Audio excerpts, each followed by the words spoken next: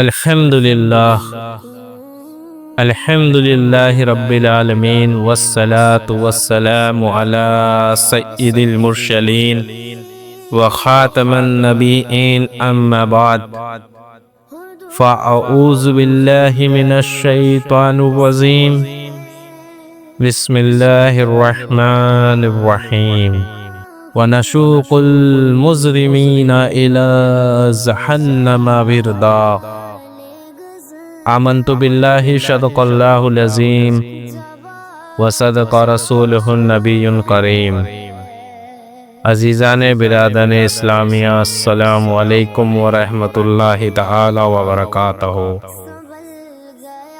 ناظران کرام، آج ہمارا بیان حکایت کے اوپر ہے کہ اللہ اور اس کے رسول نے ہمیں تمام چیزیں بتا دی ہے، پھر بھی ہمارے دل میں خوف خدا نہیں ہے۔ آج کا میرا یہ بیان صرف عوام کے لیے نہیں بلکہ میرے خود کے لیے بھی ہے کہ آخر ہم کس طرح اپنی زندگی بسر کر رہے ہیں۔ اللہ کا قرآن کہتا ہے کل نفس ذائقۃ الموت، ہر نفس کو موت کا مزہ چکھنا ہے، کوئی جاندار بچنے والا نہیں ماں سوا اللہ کے۔ تو پھر بھی ہم اس دنیا کی رنگ ریلیوں میں اس طرح لگے ہوئے ہیں کہ ہم نے اپنی موت کو بھلا دیا ہے۔ آج ہمارا حال تو یہ ہے کہ ہم دنیا کے لوگوں سے تو ڈرتے ہیں کہ کہیں اس سے میری کوئی سچائی نہ پتہ لگ جائے، لیکن وہ رب جس نے ہمیں پیدا کیا، جو ہمارے ہر حال سے باخبر ہے، ہم نے اسے بھلا دیا ہے۔ جبکہ ہمارے بزرگان دین کا عمل کیا تھا۔ میں آپ کو ایک حکایت سناتا ہوں کہ حضرت سیدنا سفیان ثوری رحمۃ اللہ تعالی علیہ، مفتی اسلام، بہت بڑے عالم، کثرت سے عبادت کرنے والے، تقوی اور خوف خدا سے مالا مال تھے۔ آپ رحمت اللہ تعالی علیہ 99 ہجری میں عراق کے شہر کوفہ میں پیدا ہوئے۔ آپ علم حدیث میں کمال رکھتے تھے، بڑے بڑے علماء آپ کے شاگرد تھے۔ آپ نے ساری زندگی دین متین کی خدمت فرمائی اور 161 ہجری میں عراق کے شہر بصرہ میں وفات پائی۔ آپ کے بارے میں منقول ہے کہ آپ کی کمر جوانی میں ہی جھک گئی تھی۔ لوگوں نے کئی مرتبہ اس کی وجہ جاننے کی کوشش بھی کی، لیکن آپ نے کوئی جواب نہیں دیا کبھی۔ لیکن آپ کا ایک شاگرد کافی عرصے تک کسی موقع کی تلاش میں رہا کہ وہ آپ سے اس کا سبب ضرور پوچھے گا۔ آخر ایک دن اس کو ایک موقع مل گیا اور موقع پا کر آپ سے اس بارے میں اس نے پوچھ لیا۔ تو آپ نے پہلے تو کوئی جواب نہ دیا، لیکن پھر اس کے مسلسل اصرار کرنے پر آپ نے جواب دیا کہ میرے استاد، جن کا شمار بڑے علماء میں ہوتا تھا اور میں نے ان سے کئی علوم و فنون سیکھے تھے، جب ان کی وفات کا وقت قریب آیا تو مجھ سے فرمانے لگے، اے سفیان، کیا تو جانتا ہے کہ میرے ساتھ کیا معاملہ پیش آیا؟ میں 50 سال تک مخلوق خدا کو رب کریم کی اطاعت کرنے اور گناہوں سے بچنے کی تلقین کرتا رہا، لیکن افسوس، آج جب میری زندگی کا چراغ گل ہونے کو ہے تو اللہ کریم نے مجھے اپنی بارگاہ سے یہ فرما کر نکال دیا کہ تو میری بارگاہ میں آنے کی اہلیت ہی نہیں رکھتا۔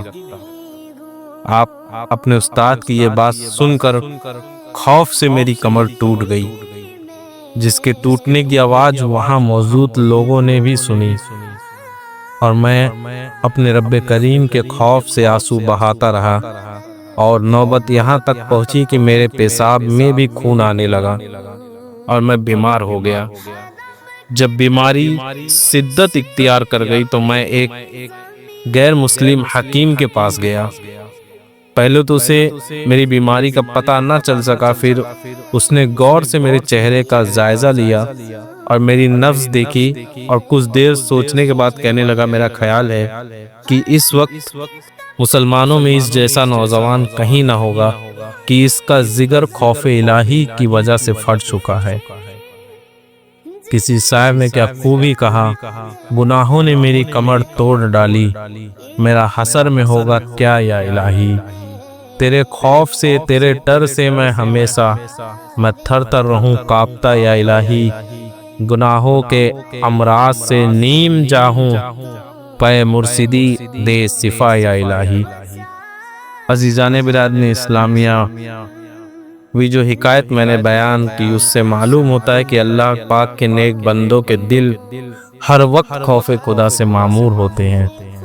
ان کا اٹھنا بیٹھنا چلنا پھرنا الغرض زندگی کے سب و روز فکر آخرت میں گزرتے ہیں، کیونکہ ان کے نزدیک دنیا کی زندگی آخرت کے مقابلے میں کچھ حیثیت ہی نہیں رکھتی۔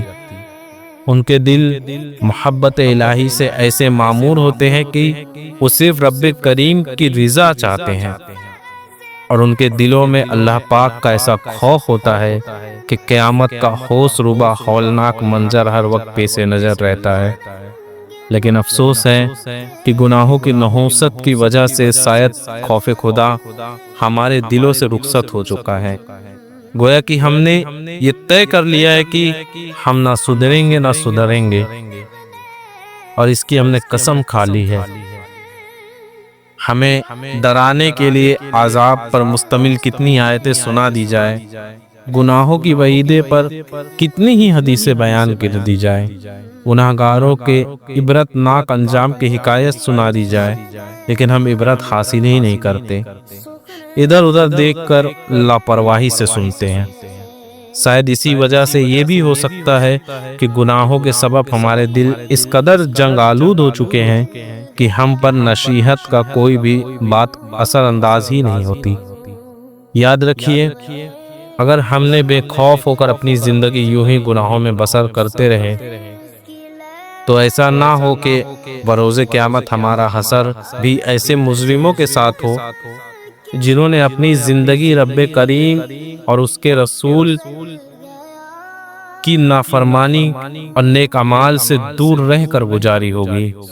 ایسے لوگ بروز قیامت اللہ پاک کی رحمت سے محروم ہوں گے، گناہوں کی وجہ سے ان کے چہرے سیاہ ہو جائیں گے۔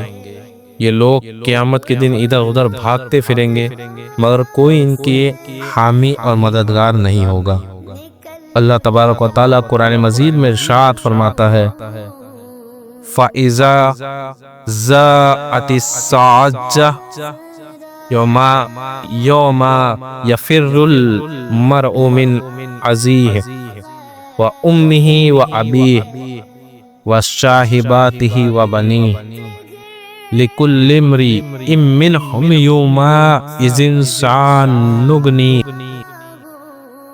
رب فرماتا ہے، پھر جب آئے گی وہ کان پھاڑنے والی چنگار، اس دن آدمی بھاگے گا اپنے بھائی اور ماں اور باپ اور بیوی سے اور بیٹوں سے، ان میں سے ہر ایک کو اس دن ایک ہی فکر ہوگی کہ اس کے لیے وہی پس ہے، یہاں تک کہ ان مجرموں کو گھسیٹ کر جہنم میں بھی ڈال دیا جائے گا۔ اللہ تعالیٰ پارہ 16 اور سورہ مریم کی آیت نمبر 86 میں ارشاد فرماتا ہے، وَنَسُوقُ الْمُجْرِمِينَ إِلَّا جَهَنَّمَ وِرْدًا، اور مجرموں کو جہنم کی طرف ہم ہانکیں گے پیاسوں کی طرف،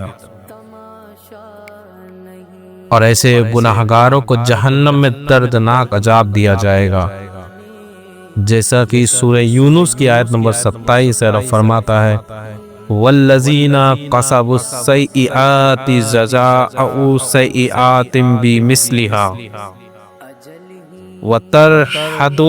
وترهقهم ذلة ما لهم من اللہ من عصیم کأنما اغشیت وجوہهم قطعا من اللیل مظلمہ اولئک اصحاب النار هم فیہا خالدون۔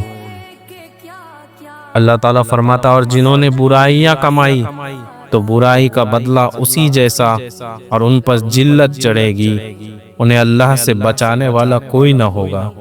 گویا ان کے چہروں پر اندھیری رات کے ٹکڑے چڑھا دیے جائیں گے، وہی دوزخ والے ہیں اور وہ اس میں ہمیشہ رہیں گے۔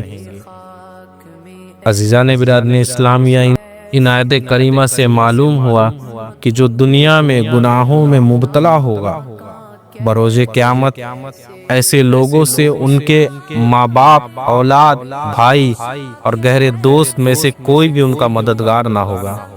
ایسے بد نصیبوں کو گھسیٹ کر جہنم میں ڈال دیا جائے گا۔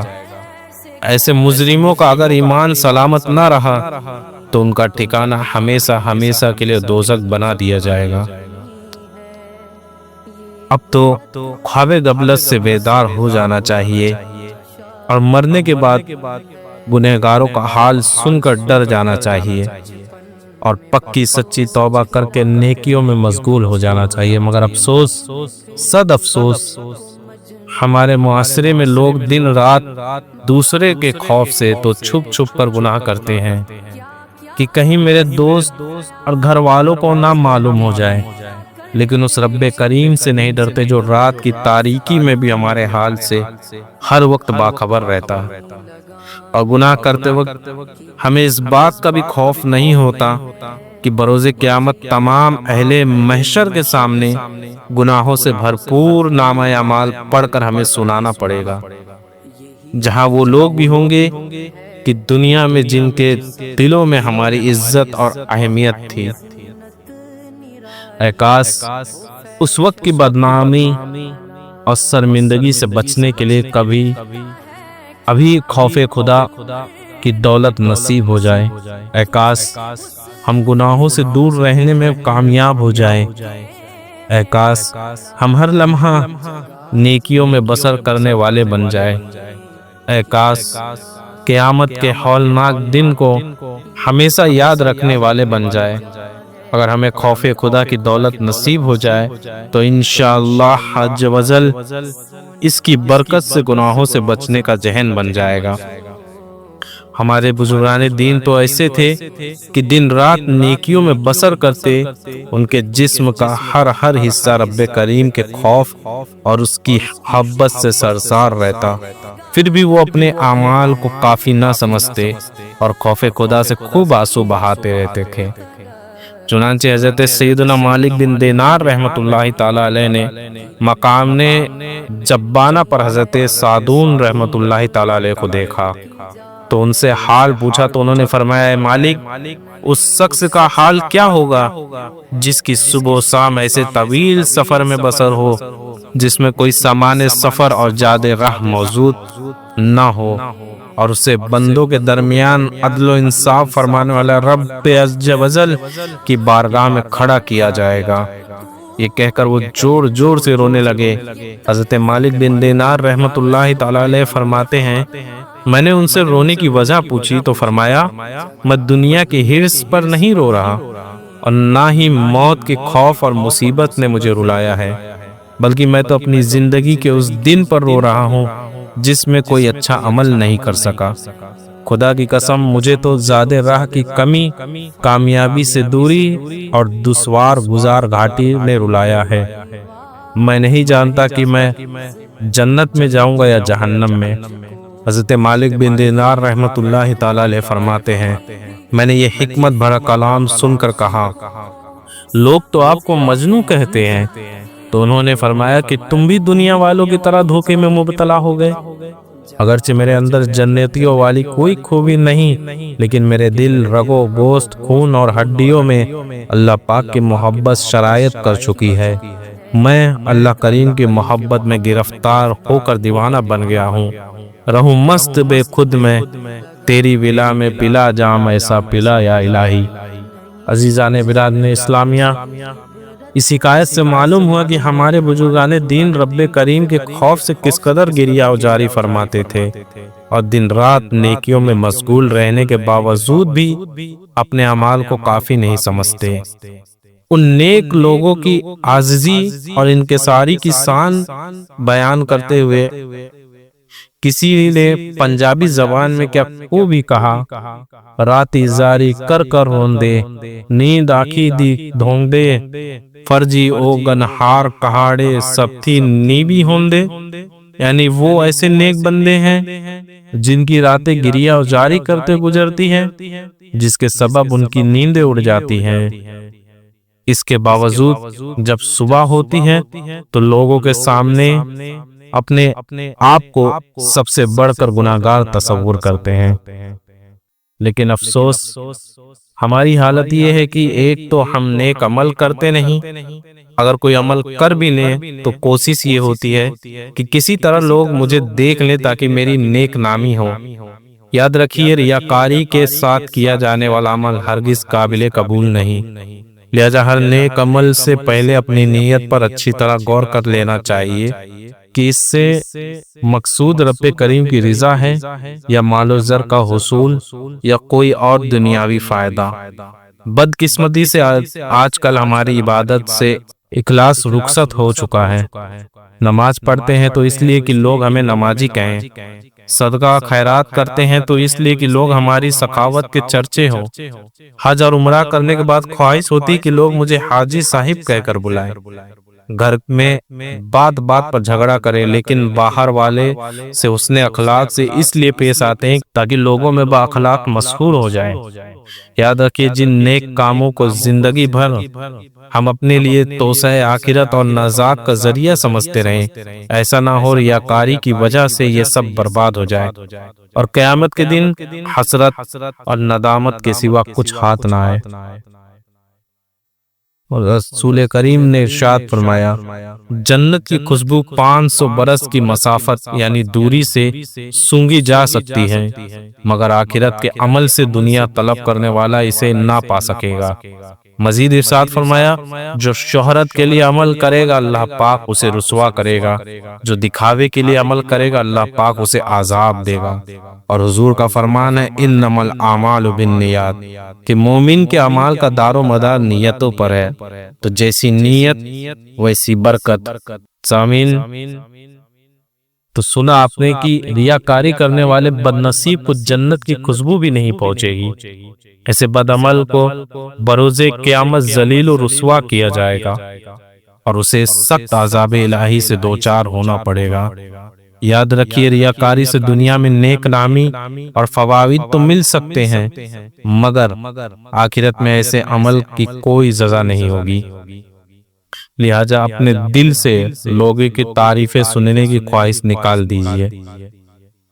ہر وقت قبر و حشر کی ہولناکیاں اور جہنم کی کڑی سزاؤں کا ذہن نشین رکھیے، صرف رضا الہی کے لیے عمل کیجیے اور بزرگان دین کی سیرت کو زندگی کے ہر گوشے میں اپنے لیے مشعل راہ بنائیے۔ انشاءاللہ اس کی برکت سے خوف خدا کی دولت نصیب ہو جائے گی۔ اللہ تعالیٰ سے دعا ہے کہ اللہ تعالیٰ سننے سے زیادہ عمل کرنے کی توفیق اور عصبیت عطا فرمائے۔ اللہ تعالیٰ ہم سب کا خاتمہ ایمان پر فرمائے۔ وما علینا الا البلاغ۔ السلام علیکم ورحمۃ اللہ تعالی وبرکاتہ۔